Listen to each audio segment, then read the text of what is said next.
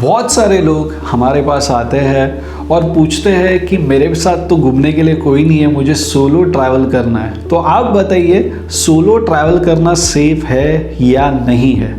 आपके भी मन में क्या सवाल है, या फिर आपके पास भी ऐसा नहीं है कोई कि जिसके साथ आप घूमने जा सकते हैं और आप सोच रहे हैं कि मुझे सोलो ट्रैवल करना चाहिए? तो ये वीडियो आपके लिए है। नमस्कार, मैं प्रत्नेश विन्नेरकर, सुखदा वर्ल्ड का फाउंडर एंड सीईओ। इस वीडियो सीरीज में सभी का स्वागत करता हूँ। सोलो ट्रैवलिंग ट्रेंड बहुत बढ़ता जा रहा है, बहुत सारे इंक्वायरीज हमारे पास भी आते हैं। कुछ तो सोलो ट्रिप्स हम लोग ने खुद ने किए हैं और मैं ये सब एक्सपीरियंस खुद का शेयर करना चाहता हूँ आपके साथ और एक कंक्लूजन पे आपको लाना चाहता हूँ कि आपको सोलो ट्रैवल करना चाहिए या फिर नहीं करना चाहिए। इस वीडियो में हम लोग देखेंगे दो एस्पेक्ट, स्पेसिफिकली तीन एस्पेक्ट्स देखेंगे। पहले तो advantages of solo travelling, disadvantages of solo travelling, और थर्ड वन मैं मेरे खुद का एक व्यू दूंगा जिससे आपका सोलो ट्रैवल करना चाहिए या फिर नहीं करना चाहिए ये कंफ्यूजन क्लियर हो जाएगा। सबसे पहले एडवांटेज देखते हैं। एडवांटेज ये है कि आपको फ्रीडम मिलता है। फ्रीडम मतलब ऐसा फ्रीडम मिलता है कि आपको किसी के लिए वेट करना नहीं है। आपको जो साइट सीन घूमने जाना है आप घूमने जा सकते हैं। उसका स्पेसिफिक कोई आइटनरी नहीं होता है। जब जी चाहे आप कहाँ पे भी, कौन से भी टाइम पे, किसी के भी साथ या फिर कोई आपके साथ नहीं रहेगा तो भी आप घूमने जा सकते हो। ये एक सोलो ट्रैवलिंग का सबसे बड़ा एडवांटेज है। दूसरा एडवांटेज ये है कि उसमें आपका स्पेसिफिक कोई टाइम जोन नहीं होता है। आपके पास फ्लेक्सिबिलिटी बहुत ज़्यादा होता है। कम खर्चे में या फिर कौन से भी हॉस्टल्स में, लॉज में भी आप रह सकते हैं और आपका चीप ट्रैवल करके आप वो लोकेशन एक्सप्लोर कर सकते हैं। ये ट्रेंड यंगस्टर्स में बहुत बढ़ रहा है। स्पेसिफिकली हमारे पास जितने भी इंक्वायरी आ रहे हैं वो यंगस्टर्स के हैं। मुझे आज भी याद है, हम लोग ने एक सोलो ट्रिप किया था कश्मीर का। जैसे ही लॉकडाउन कंप्लीट हुआ था तो एक सोलो ट्रिप का इंक्वायरी हमारे पास आया था। ही वॉज डॉक्टर, सो उनका कहना था कि 1.5-2 साल, 2.5 साल कोविड में हम लोग को छुट्टी नहीं मिला और अभी अगर मुझे कहाँ पे ब्रेक लेने जाना है तो अभी भी हम लोग सब डॉक्टर एक साथ नहीं जा सकते हैं और इसलिए मुझे अकेले को घूमने जाना है। और वो सोलो ट्रिप हम लोग ने कश्मीर का उनका कंप्लीट करके दिया था। अब बात करते हैं डिसएडवांटेजेस की कि आपको सोलो ट्रैवलिंग करने का डिसएडवांटेजेस क्या है। सबसे इम्पॉर्टेंट चीज़ अगर कोई सोलो ट्रैवलिंग में होगा तो वो है सिक्योरिटी। सिक्योरिटी आप देख रहे हो कि क्राइम रेट बहुत बढ़ रहा है। सिक्योरिटी में इतना ही नहीं है कि क्राइम रेट बढ़ रहा है, लेकिन आपका बैगेज चोरी हो सकता है, आपका पैसा चोरी हो सकता है। आप जिस जगह पे जा रहे हो अगर आपको उसका पूरी तरह से नॉलेज नहीं होगा, इंफॉर्मेशन नहीं होगा, तो वो बहुत ही एक एक स्ट्रेसफुल आपका टूर हो सकता है। दूसरा डिसएडवांटेजेस है कि आपको सोलो ट्रिप में अगर आपके साथ कोई नहीं है तो आपको फ्रीडम तो मिलता है, लेकिन आप जहाँ पे गए हो और अगर वहाँ पे आप अटक गए तो आपको सपोर्ट करने के लिए कोई नहीं है।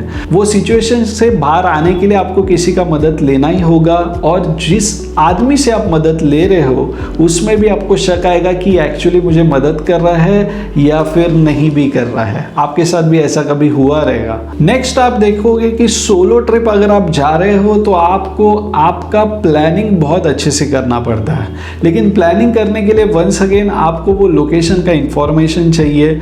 अगर आपकी प्लानिंग चूक गई तो आपका पूरा जो टूर है वो पूरा खराब हो सकता है। ऐसे बहुत सारे लोग हैं जो वीलॉग बनाते हैं, मैं उन्हें अप्रिशिएट करता हूँ क्योंकि वो इतना अच्छा इंफॉर्मेशन देते हैं, लेकिन जो जर्नी उन्होंने किया है वो डेस्टिनेशन का, कि आपको लगता है same journey, same experience, same situation आपको भी आएगा, ऐसा तो हो नहीं सकता है। जैसे हम लोग देखते हैं कि कोई ट्रक में ट्रैवल कर रहा है, कोई बस में ट्रैवल कर रहा है, तो वो टाइम पे उनको वो ट्रक ड्राइवर, वो बस ड्राइवर ऑन टाइम मिल गया या फिर अच्छे से मिल गया, सही लोकेशन पे छोड़ा, वो सब तो ठीक है, लेकिन क्या आप गारंटी दे सकते हैं कि आप भी जब ट्रैवल करोगे सोलो कि सेम टू सेम आपको ऐसा सब मिलेगा? तो ऐसा दोस्तों पॉसिबल नहीं होता है। सो हम लोग देखते हैं कि बहुत सारे सोलो ट्रैवलर्स सोलो घूमने तो जाते हैं, लेकिन अपने बड़े प्रॉब्लम में भी फंस जाते हैं। अब आते हैं कंक्लूजन पे, और ये सोलो ट्रैवलिंग के ऊपर मेरा खुद का राय क्या है। मेरा खुद का राय ये है कि आप सोलो ट्रैवलिंग कर सकते हैं, लेकिन उसमें थोड़ा सा मॉडिफिकेशन और मॉडर्नाइजेशन चाहिए। कैसे होता है वो मैं आपको बोलता हूँ।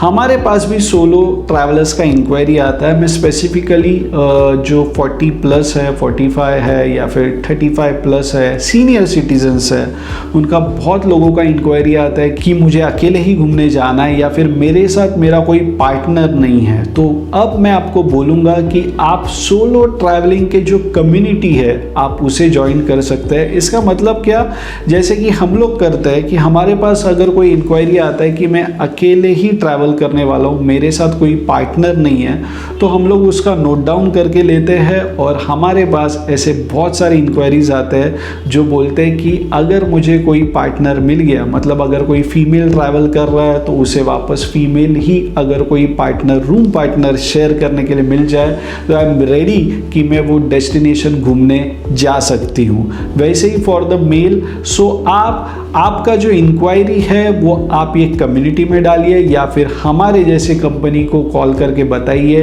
कि मैं ट्रैवल करने के लिए इच्छुक हूँ और मेरे पास कोई पार्टनर नहीं है। आप अगर मुझे कोई सेम फीमेल पार्टनर या मेल पार्टनर ढूंढ के दे सकते हो, so I am ready for travelling. सो आपका सोलो ट्रैवलिंग सोलो नहीं रहेगा और आप एक प्रॉपर ट्रैवल कर सकते हो एक सिक्योरिटी के साथ। सो मेरी ये राय है सोलो ट्रैवलिंग के लिए। अगर आपके पास आपका कुछ व्यू है तो कमेंट सेक्शन में आपका कमेंट लिखना मत भूलिए कि आपका व्यू क्या है सोलो ट्रैवलिंग में, और आपके पास भी अगर कोई इसके अलावा कंक्लूजन होगा तो ज़रूर दीजिए, ताकि बहुत सारे सोलो ट्रैवलर्स का जो डेस्टिनेशन जर्नी वो करना चाहते हैं वो आराम से घूम सकते हैं। अगर आपको वीडियो इन्फॉर्मेटिव लगता है तो ज़रूर इस वीडियो को लाइक कीजिए, हमारे चैनल को सब्सक्राइब कीजिए, वीडियो शेयर करना मत भूलिए, क्योंकि सोलो ट्रैवलर्स बहुत बढ़ रहे हैं और बहुत ऐसे लोग हैं जिनको सोलो ट्रैवलिंग में इंटरेस्ट है, ताकि वो भी अपना डेस्टिनेशन जर्नी कंप्लीट कर सके। मिलते हैं नेक्स्ट वीडियो में एक नए कंटेंट के साथ, एक नई इंफॉर्मेशन के साथ। तब तक के लिए नमस्कार।